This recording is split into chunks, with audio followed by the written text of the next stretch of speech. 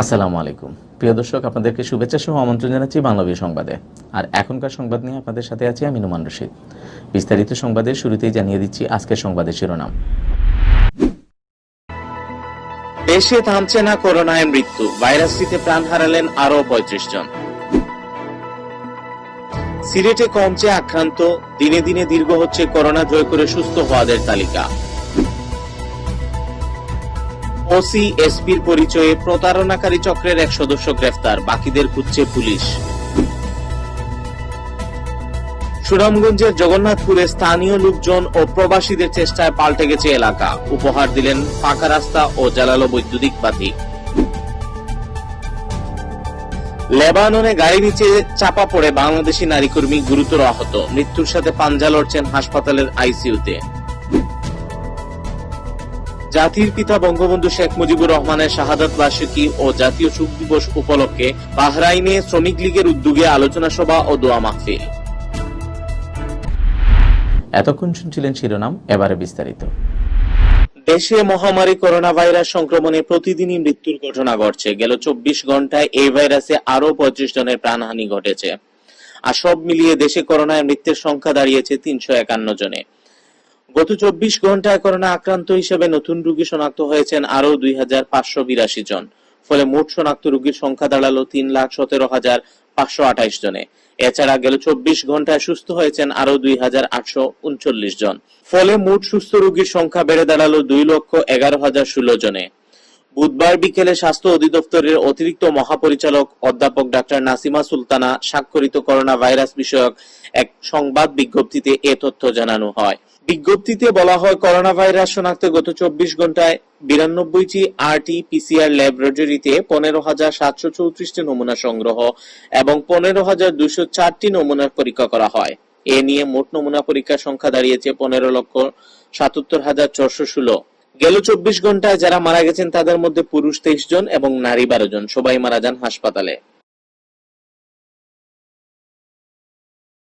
সিলেটে বেড়েই চলেছে করোনা সুস্থ হওয়াদের সংখ্যা। প্রতিদিনই করোনা জয় করে সুস্থ হয়ে উঠেছেন আক্রান্তরা। ইতিমধ্যে আক্রান্তের 1/3 সুস্থ হয়ে উঠেছেন বলে জানিয়েছেন স্বাস্থ্য অধিদপ্তর।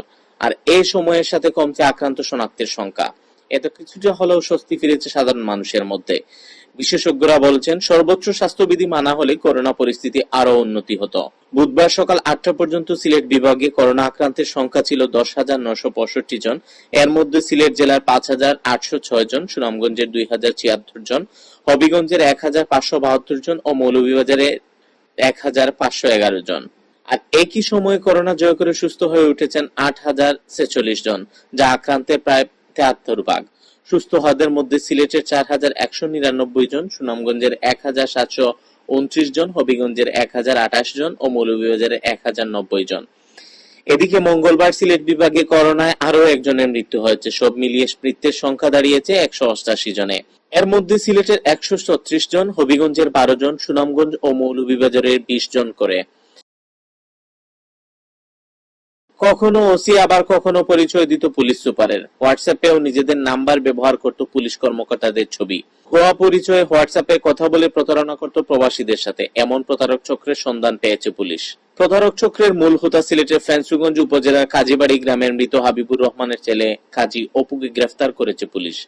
তার ভাই কাজী টিপু সহ ওই চক্রের অন্য সদস্যদের ধরতে অভিযান চলছে বলে জানিয়েছে সিলেটের অতিরিক্ত police super Mohammad Lutfur Rahman. Police জানায়, গত ফেব্রুয়ারিতে দেশে আসার পর ফেঞ্চুগঞ্জ উপজেলার রাজনপুর গ্রামের আরব আমিরাত প্রবাসী শেখ মুর্শেদ আহমেদের সাথে পরিচয় হয় কাজী অপু ও কাজী টিপুর সাথে।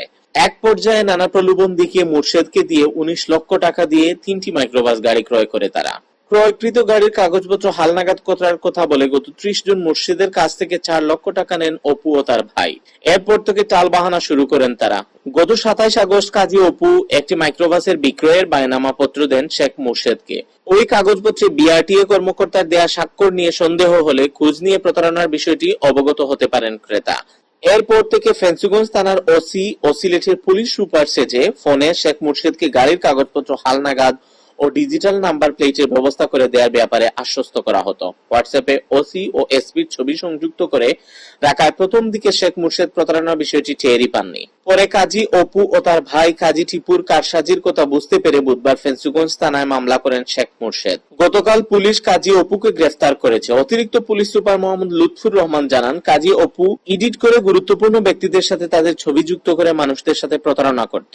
গ্রেফতারের পর তার কাছ থেকে প্রতারণা ও জালিয়াতির প্রমাণাদি উদ্ধার করা হয়েছে।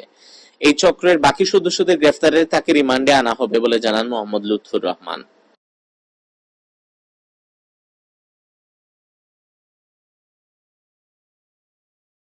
এক সময় রাস্তা দিয়ে পায়ে হাঁটাই ছিল দায়, কাদা আর পানিতে ছিল একাকার। সন্ধ্যা হলে আঁধারে ডুবে যেত রাস্তা।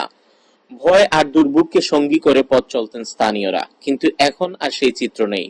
সুনামগঞ্জের জগন্নাথপুর উপজেলার সাহারপাড়া ও মনিহারা গ্রামের রাস্তা এখন বিদ্যুতের আলোয় আলোকিত।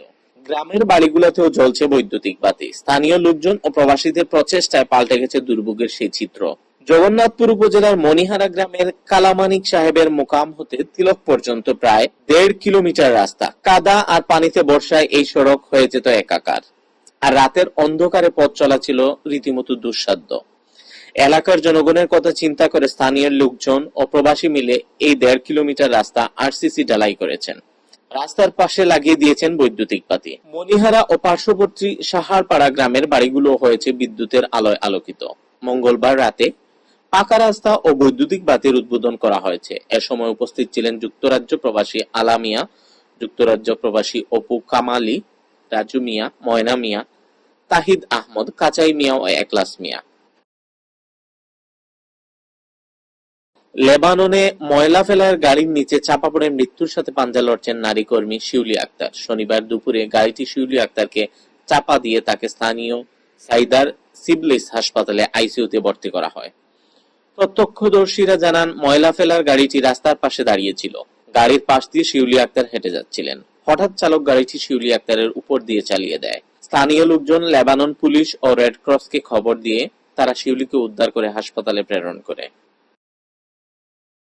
জাতির পিতা বঙ্গবন্ধু শেখ মুজিবুর রহমানের শাহাদাত বার্ষিকী ও জাতীয় শোক দিবস উপলক্ষে বাংলাদেশ জাতীয় শ্রমিক লীগ বাহরাইন কেন্দ্রীয় কমিটির উদ্যোগে আলোচনা সভা ও দোয়া মাহফিল অনুষ্ঠিত হয়েছে।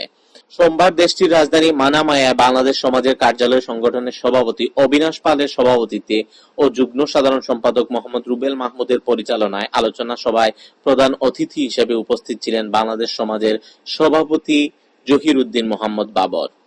বিশেষ অতিথি ছিলেন বাংলাদেশ আওয়ামী লীগ বাহরাইন কেন্দ্রীয় কমিটির সভাপতি মঞ্জুর আহমদ, সাধারণ সম্পাদক এম.এ. হাশেম, বাহরাইন কেন্দ্রীয় বঙ্গবন্ধু পরিষদের সভাপতি বাবু দুলাল দাস, বৃহত্তর ফরিদপুর জনকল্যাণ পরিষদের সভাপতি মোহাম্মদ সেলিম দড়ি, বাংলাদেশ জাতীয় শ্রমিক লীগ বাহরাইন কেন্দ্রীয় কমিটির পৃষ্ঠপোষক গুলাম কিবরিয়া, সিনিয়র সহসভাপতি আবুল বাশার, সহসভাপতি মারুফ হোসেন চাহান মিয়া, যুগ্ম সাধারণ সম্পাদক বিষ্ণুপদ দেব। আলোচনা শেষে বঙ্গবন্ধু ও তার পরিবারের সকল শহীদ ও মহামরীকরণায় মারা যাওয়াদের রুহের মাগফিরাত কামনা করে মুনাজাত করা হয়। এতক্ষণ শুনছিলেন বাংলাদেশ সংবাদ। এরপর প্রচারিত হবে সিলেটের আঞ্চলিক ভাষায় সংবাদ। দেখার আমন্ত্রণ রইল। সাথে থাকার জন্য ধন্যবাদ।